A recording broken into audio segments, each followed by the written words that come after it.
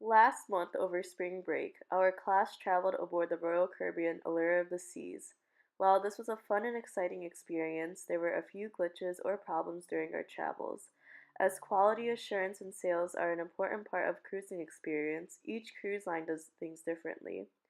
For the purpose of this video, Kate, Fawn, Kristen, Tony, and myself, Lisa, will be comparing experiences as well as our reviews of quality between the Allure of the Seas and the Disney Wonder, which I traveled on in February of this year.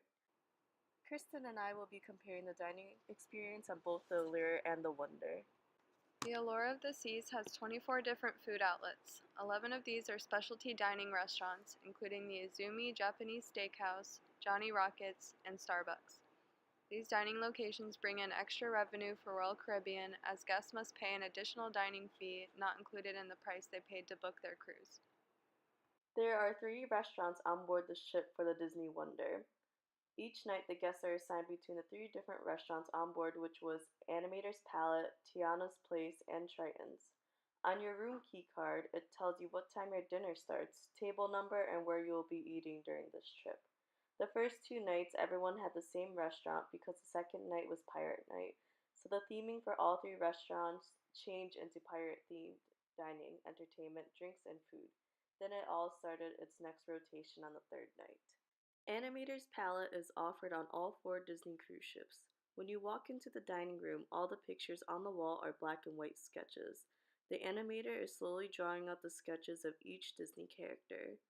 As the entree is served, the pictures on the wall start to come to life, lasting for a few seconds. Once the dessert was served, the sketches on the walls are added with color and music.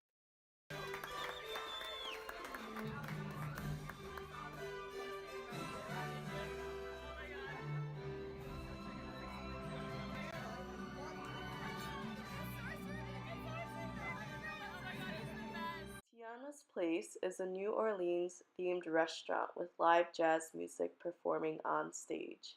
Servers' clothes was matching the outfits seen in the movie Princess and the Frog. The female servers wore their yellow Tiana server dress while the male servers were wearing Naveen-inspired clothes. Tiana greeted each table during the first half of the dining.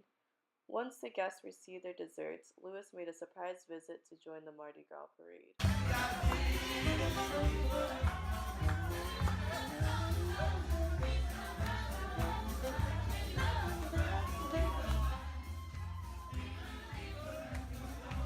The last evening, we were assigned Triton's, which is named after Ariel's father.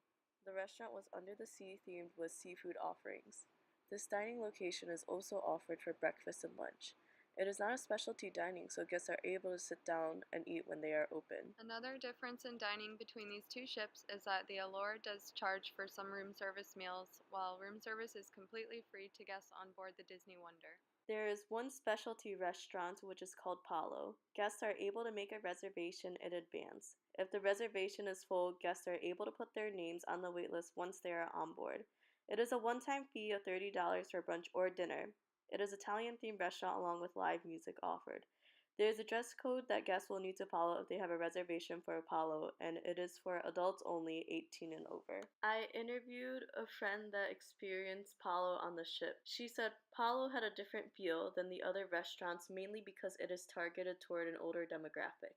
Our server was very helpful with recommendations and made the experience personal for us. The best prosciutto and dessert souffle of my life came from the kitchen of Palo. Disney Wonder used the red blanket on